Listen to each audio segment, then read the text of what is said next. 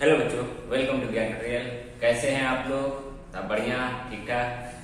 चलिए आगे का लेक्चर किया जाए। एनसीईआरटी के क्वेश्चन हम लोग डाल रहे थे। एनसीईआरटी के टॉपिक में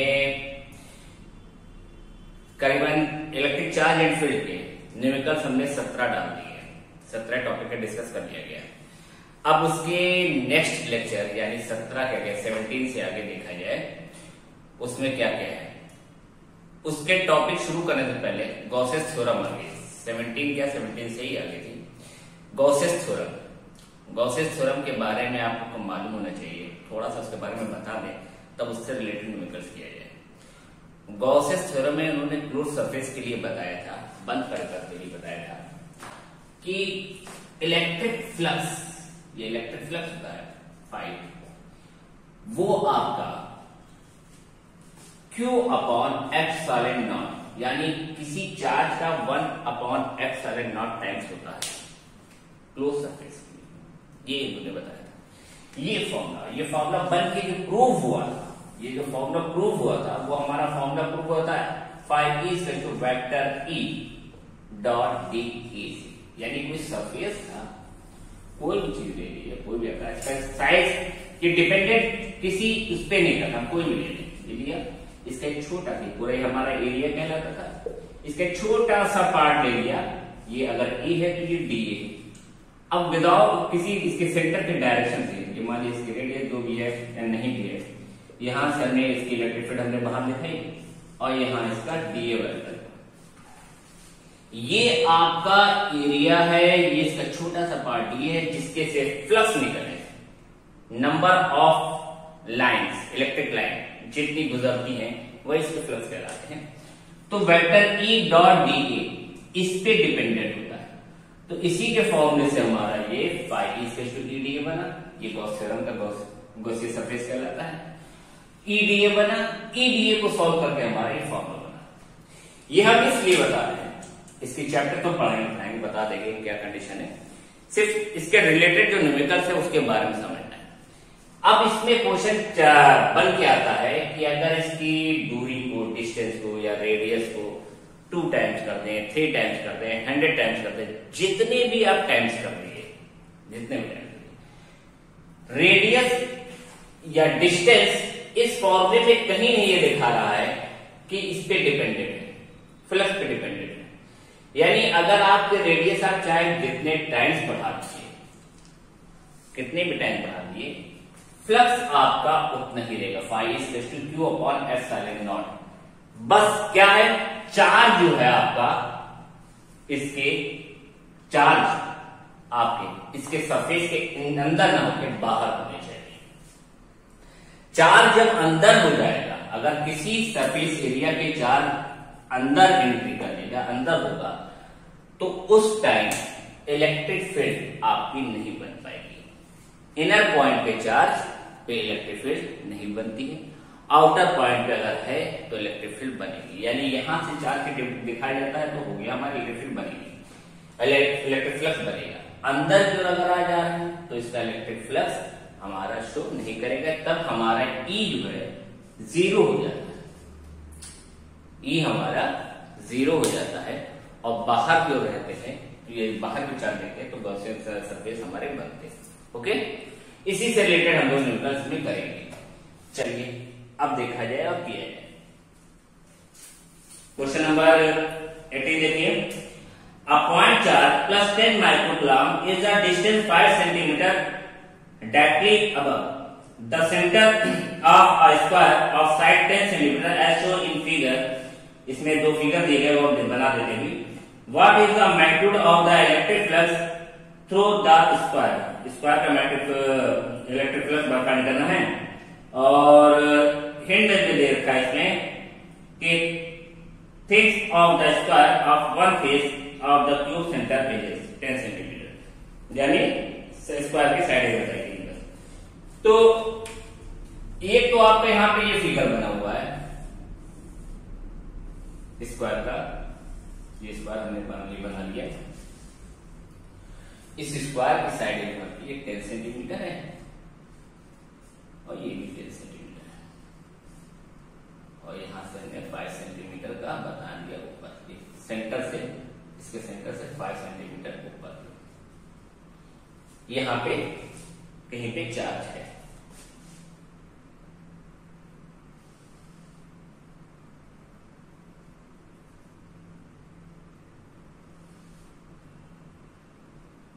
कहीं पे प्लस चार्ज है, ठीक।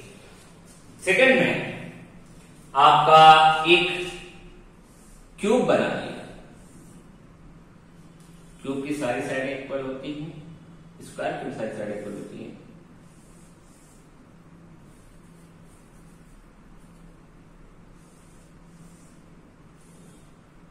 चलिए जो भी बना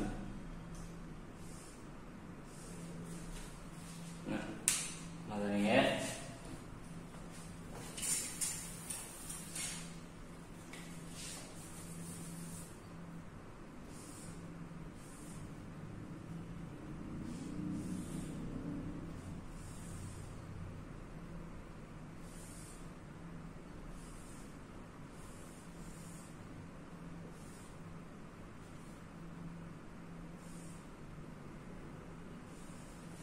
ये आपके क्यूब साइड बना दी।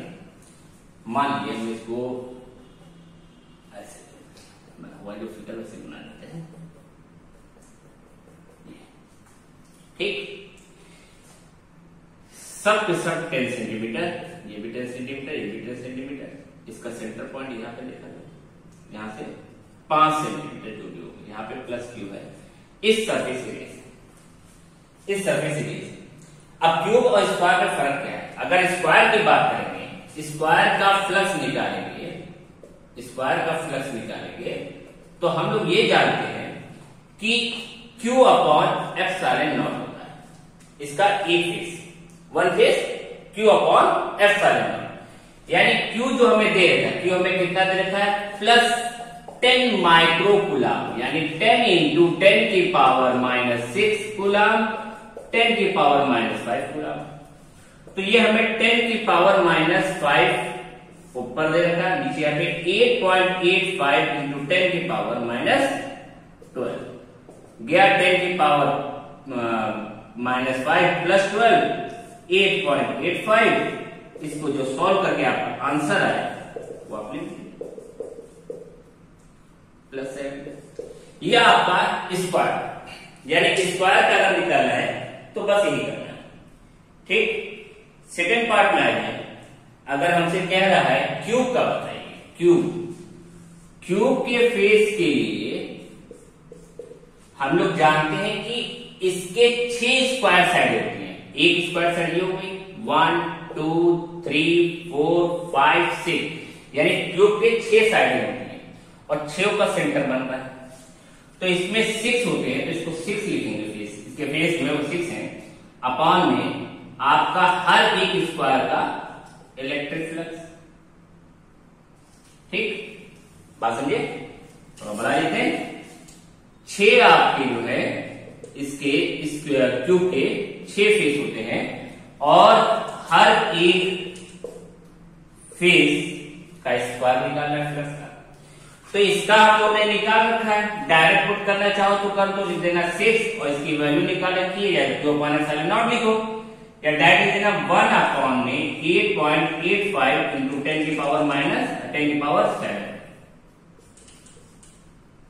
6 अपॉन में 8.85 10 की पावर 7। इसको सॉल्व कर लेना, 8.85 इंटू 10 की पावर 7। ये इसका दोनों पार्ट, यानी स्क्वायर के लिए बात करिएगा तो ये निकलेगा, क्यूब के लिए बात करिएगा तो इसमें 6 टाइम से मल्टीप्लाई कर देंगे तो इसके फेस निकल आएंगे, ठीक है। स्क्वायर का सेंटर ये होता है, क्यूब का ये होता है। कई प्रूविंग है जो सिर्फ में अलग अलग है इसके आपके पढ़ने के लिए, वो जब टॉपिक पढ़ाएंगे तो बताएंगे। फिलहाल जो न्यूमेरिकल हो कीजिए, ये आपका 18 नंबर हो गया, नोट कीजिए। लगभग आंसर इसका 1.88 इंटू 10 की पावर 5 लिखा, 1.88 इंटू 10 की पावर 5 न्यूटन जो फ्लक्स होते हैं वही लिखेंगे, न्यूटन मीटर पर कूलम, न्यूटन मीटर पर कूलम इसका न्यूटन मीटर स्क्वायर पर coulomb square, newton metre square पर कूलम स्क्वायर, इसकी यूनिट होती है न्यूटन मीटर स्क्वायर पर कूलम स्क्वायर। ठीक, चलिए 80 नंबर हो गया। अब 19 पे फोकस है। 19 क्या है? क्वेश्चन नंबर 19 में कहा गया है a point charge of 2 microcoulomb is at the center of cube Gaussian surface 9 cm on edge. What is the net electric flux through the surface? हमें चार्ज दे रखा है और नेट इलेक्ट्रिक फ्लक्स पूछा गया है। चार्ज कितना है? 2 माइक्रोकूलम। इसमें क्यू दे रखा है 2 माइक्रोकूलम, यानी 2 इंटू 10⁻⁻6 कूलम, और फ्लक्स दे रखा है 8.85 वैल्यू के सेल नॉट की 8.85 इंटू 10⁻12। 5e पूछा गया इस क्वेश्चन में, तो 5e से शुरू हो जाएगा Q अपॉन एप्सिलॉन नॉट। बस दोनों को आप सॉल्व कीजिए, आंसर आ जाएगा। बहुत इजी क्वेश्चन है, इसको आप सॉल्व कीजिए और आंसर आ जाएगा 2.26 इंटू 10⁻6 2.55 न्यूटन मीटर स्क्वायर पर coulomb square. Okay,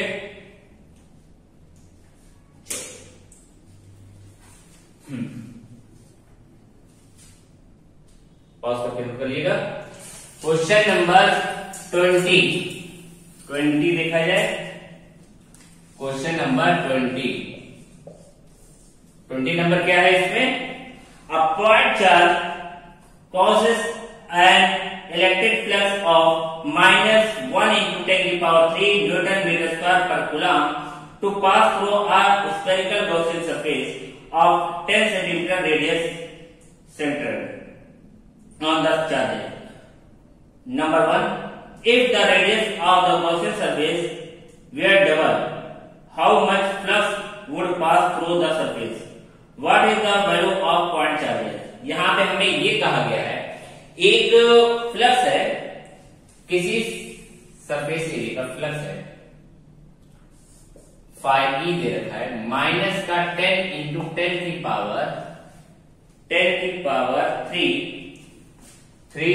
Newton metre square पर कूलम स्क्वायर, ये हमें दे रखा है। और नंबर 1 पे कहा गया है कि अगर इसकी रेडियस, जिसका ये फ्लक्स है, इसके रेडियस को अगर हम डबल कर दें, जो सरफेस एरिया है उसकी रेडियस को हम डबल कर दें, तो इसके फ्लक्स पे क्या इफेक्ट पड़ेगा, इलेक्ट्रिक फ्लक्स पे क्या इफेक्ट पड़ेगा, इसकी वैल्यू क्या होगी। नंबर 1 पॉइंट पे ही पूछा गया। अभी हमने बताया था कि किसी भी एरिया को, सरफेस एरिया को आप डबल कीजिए, ट्रिपल कीजिए, चाहे जितने टाइम कीजिए, क्योंकि फॉर्मूले में ही नहीं है, फॉर्मूले में रेडियस से, डिस्टेंस से कोई लेना देना ही नहीं क्लोज सरफेस में। तो जब आपका रेडियस आप डबल करें, ट्रिपल करें, जो भी करेंगे, आपका रेस पे कोई इफेक्ट नहीं पड़ेगा। तो आप यही कहेंगे कि इसके रेडियस को अगर हम डबल भी कर देते हैं तब भी हमारा फ्लक्स भी रहेगा। यानी हमारा सेकंड आंसर भी है, पहले का आंसर ये रहेगा कि 5 में कोई चेंजेस नहीं है, सेम, इसमें कोई फर्क नहीं पड़ेगा, इसका आंसर भी वही रहेगा। अब सेकंड पार्ट में कहा गया है कि इसका चार्ज कितना है, इसमें चार्ज कितना लग रहा है। अब मुद्दे की बात पूछी इसमें पूछा कि चार्ज कितना यूज हो रहा है किसी स्फेरिकल सरफेस के लिए, तब इसके फॉर्मूले में अब चार्ज निकाला जा सकता है Q अपॉन एप्सिलॉन नॉट। इसकी वैल्यू माइनस का 10 इंटू 10⁻³ है, यहाँ पे Q है, इसकी वैल्यू 8.85 इंटू 10⁻12 है, इधर ले आना, तो चार्ज कितना आ जाएगा, Q आ जाएगा, Q इज टू 8.85, वो भी किसमें, माइनस में 8.85 10⁻⁻12 और 10⁻4 चला गया, तो इंटू 10⁻⁻8 कूलम, ये इसका आंसर आ जाएगा। ठीक है, 8.85 इंटू 10⁻⁻8 कूलम। अगर ये 10 दिया है, अगर ये 1 दिया होता, यहाँ पे 1 दिया होता, जैसे कि क्वेश्चन में 1 है, अगर ये 1 दिया होता तो यहाँ पे जो 1 आ गया तब ये 9 हो गया होता, यानी 8.85 नैनो कूलम लिख सकते हैं। ठीक है बेटा, हमने 10 से भी किया था, 10 से दे दिया था, न्यूटन देख लिया था। यहाँ पे 1 लिखा हुआ, तो अगर ये 1 इंटू 10 की पावर 3 है तो 1.0 इंटू 10 की पावर 3 का मल्टीप्लाई करेंगे तो ये आएगा। क्लियर? चलिए नोट कर लीजिए।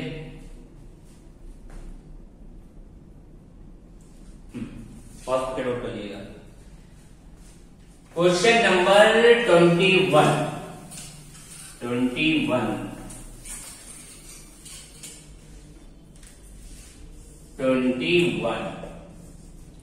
21 नंबर कह रहा है क्वेश्चन क्या,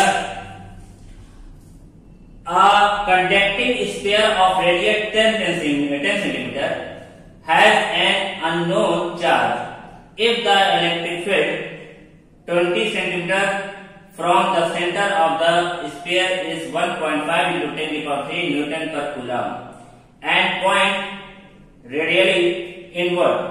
What is the net charge on the sphere? Charge के बारे में पूछा गया है कि क्या होगा जबकि इलेक्ट्रिक फील्ड दे रखी है, डिस्टेंस दे रखा है। तो चलिए निकाला जाए क्या है। कोई स्फेरिकल रेडियस था, यहाँ पे हमें दे रखा है 10 सेंटीमीटर का एक चार्ज है। पहले हम स्फीयर बना दें। एक स्फीयर है आपका, ये बनाएंगे 10 सेंटीमीटर का, ये 10 सेंटीमीटर का स्फीयर है। ठीक, उसके बाद इन्होंने कहा है कि unknown charge as an electric field 20 centimetre from the centre of the sphere is 1.5 into 10 की पावर 3 न्यूटन पर कूलम्ब। एक सरफेस बनाया, इसमें यहां से 20 सेंटीमीटर की दूरी पे कहीं पे इलेक्ट्रिक फील्ड की बात की जा रही है और ये इलेक्ट्रिक फील्ड है हमारी, ई दे रखा है 1.5 into 10 की पावर 3 न्यूटन पर कूलम्ब। और जहां पे बात की जा रही है वो इसकी दूरी है, इसकी आर है 20 सेंटीमीटर, यानी 20 इंटू 10 की पावर -2 मीटर, यानी 2 इंटू लिख सकते हैं 2 इंटू 10 की पावर -1 मीटर। यहां पे हमें चार्ज फाइंड करना है। यहां पे चार्ज क्या है, आउटर हो चार्ज हो, तो E = 1/4 pi epsilon not Q upon R²। यानी Q निकालना है तो E की वैल्यू तो हमारे पास 1.5 इंटू 10 की पावर 3 है, इसकी वैल्यू 9 इंटू 10 की पावर 9 है। Q मालूम नहीं है, निकालना है 2 इंटू 10 की पावर -1 का स्क्वायर, यानी Q = आ जाएगा ये मल्टीप्लाई में 1.5 इंटू 10 की पावर 3, 4 इंटू 10 की पावर -2, 9 इंटू 10 की पावर 9, 0.9 बढ़ाएं 15 6 2 3, यानी 3 से 2 को 0.66 इंटू 10 की पावर -9, 3 - 11, 0.66 इंटू 10 की पावर वैल्यू डिवाइड कर देना -9, 8 ये लगभग हमारा इसका आंसर आ जाएगा। और सही ढंग से लिखना चाहो तो इसको लिख सकते हो Q = 6.66 इंटू 10 की पावर -9 कूलम्ब, यानी 6.66 नैनो कूलम्ब। ये इसके आंसर की जाए। क्लियर? चलिए नोट कर लिए।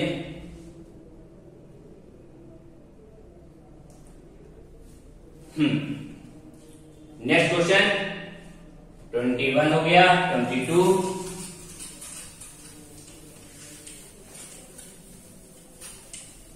क्या है? 22 बहुत इजी नंबर होते हैं गॉसियन सरफेस के। सारे टॉपिक ही आसानी से पूरे। A uniformly charge, question number 22 पढ़ें। A uniformly charge conducting sphere of 2.4 metre diameter has a surface charge density of 80 microcoulomb per meter square. Find the charge on the sphere. What is the total electric flux leaving the surface of the sphere? हमें radius दे रखी है, charge density दे रखी है, पहले charge पूछा गया है, फिर फ्लक्स पूछा गया है। रेडियस डायमीटर दे रखा है, डायमीटर कितना है हमारे पास, डायमीटर में दे रखा है 2.4 मीटर, यानी 2r कह सकते हैं, स्मॉल आर कैपिटल आर जो भी बनाओ, यानी r आ गया 1.2 मीटर, ये हमें दे रखा है। पहले दूसरे में फ्लक्स निकालना है, वो डेंसिटी दे रखी है, फाई दे रखा है, प्लस सिग्मा दे रखा है 80 माइक्रोकुलाम पर मीटर स्क्वायर, ये दे रखा है। और निकालने को कहा गया है चार्ज और फिर फाइंड। नंबर 1 पे कहा गया है चार्ज फाइंड कीजिए, नंबर 2 पे कहा गया है फाइंड कीजिए। चार्ज फाइंड करने के लिए सिग्मा दे रखा है और आपका रेडियस दे रखी है। फॉर्मूला पढ़ा है Q इक्वल्स टू, क्या होती है मेन फॉर्मूला अगर देखा जाए तो फॉर्मूला होता है 4 पाई r स्क्वायर इंटू डेंसिटी हो गया सिग्मा, 4 पाई r स्क्वायर इंटू सिग्मा। 4 पाई की वैल्यू क्या, एरिया इंटू डेंसिटी होता है, surface area into density charge के लिए यूज करते हैं जब स्फीयर होता है। 4 पाई की वैल्यू 3.14, r हमारे पास दे रखी है 1.2 का स्क्वायर, सिग्मा है 80। पूरा सॉल्व करो, आंसर आ जाएगा 1.45 इंटू 10 की पावर -3, 1.45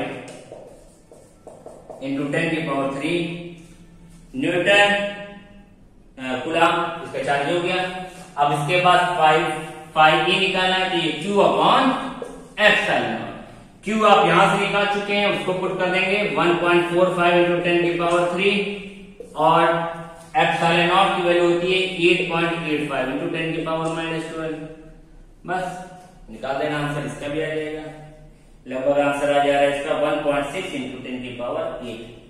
कैलकुलेशन करना 1.6 इंटू 10 की पावर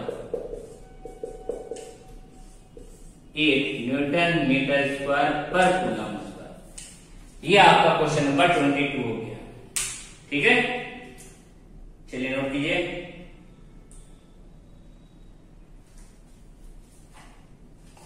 स्पेयर के लिए अगर कहा जाता है तो चार्ज का 3 फॉर्मूले बनते हैं, ध्यान रखिएगा। लीनियर के लिए कहा जाएगा तो चार्ज होता है लैम्डा एल, अगर लेंथ ले रहे हैं तो एल के साथ लैम्डा लेते हैं, ये भी चार्ज डेंसिटी है। जब एरिया की बात करेंगे तो एरिया के लिए लेंगे सिग्मा ए जो लगा रहे हैं। तीसरा अगर वॉल्यूम की बात करेंगे तो यहां पे रो वी, ये चार्ज 3 कंडीशन में निकलता है, पर यूनिट चार्ज निकालने की कंडीशन ये होती है। ये भी लैम्डा है, इसकी यूनिट यहाँ पे कूलम पर मीटर, यहाँ पे इसकी यूनिट होती है कूलम पर मीटर स्क्वायर, जैसे कि लिखी होगी यहाँ पे। इसकी यूनिट यहाँ पे आपकी है कूलम पर मीटर क्यूब, ये आपका बनता है। अच्छा 80 माइक्रो कूलम है तो यहाँ पे 10 की पावर -6 भी ले लीजिएगा, 10 की पावर -6 रहेगा क्योंकि ये माइक्रो कूलम है, तो माइक्रो कूलम करेंगे तभी आएगा। क्लियर, यहाँ पे 80 माइक्रो कूलम लिखा हुआ है तो 10 की पावर -6, तब इसकी कोई यूनिट ही आएगी आपकी। नोट कर लिए। चलिए नेक्स्ट देखिए, ये 3 फॉर्मूले में काम आते हैं।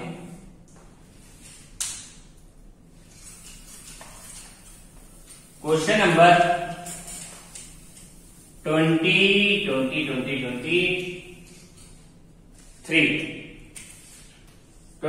क्या है? 23 में है an infinite line charge produce a field of 9 into 10 to the power 4 Newton per coulomb at a distance of 2 centimetre calculate the linear charge density. अभी बात किया था लीनियर चार्ज डेंसिटी की, लैम्डा से कैलकुलेट करते हैं, उसी का क्वेश्चन आ गया। हमें पहले इलेक्ट्रिक फील्ड दे रखी है, लैम्डा पूछा गया है और आर दिया गया है। इलेक्ट्रिक फील्ड की वैल्यू दी गई है, क्वेश्चन नंबर 23 कर रहे हैं ना, हाँ 23 है।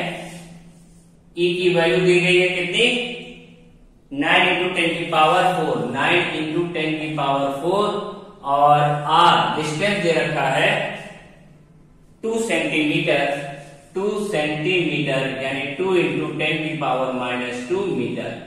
निकालना है हमें लैम्डा। लीनियर डेंसिटी को लैम्डा से डिनोट करते हैं, सरफेस डेंसिटी को सिग्मा से, और वॉल्यूम डेंसिटी को हम लोग किसे कर देते हैं, रो से। तो ये निकालना, तो ई का फॉर्मूला प्रूव हुआ था 1/2 पाई ε0 लैम्डा अपॉन आर। ये मेन फॉर्मूला इसका प्रूफ हुआ था। इस 2 को 4 बना दो, 1/4 पाई ε0 2 लैम्डा अपॉन आर कर दो, क्योंकि वैल्यू आसानी से निकल आएगी। यहां न्यूटन पर कूलम ये दे रखा है, ये 9 × 10⁴, इसकी वैल्यू 9 × 10⁹, 2 लैम्डा निकालना है, आर है 0.2 × 10⁻²। ये 2 से 2 चला गया, ये 9 से 9 चला गया, 10⁻² पर भेजो, इसको नीचे भेजो। लैम्डा की वैल्यू आ गई 10⁴, 10⁻² अपॉन में 10⁹, यानी -11 से 4 गया, तो 1 × 10⁻⁷ कूलम पर मीटर। ये इसकी यूनिट में आ गया, ठीक है, नोट कर लिए। और लिखना है अगर 0.1 माइक्रो कूलम पर मीटर।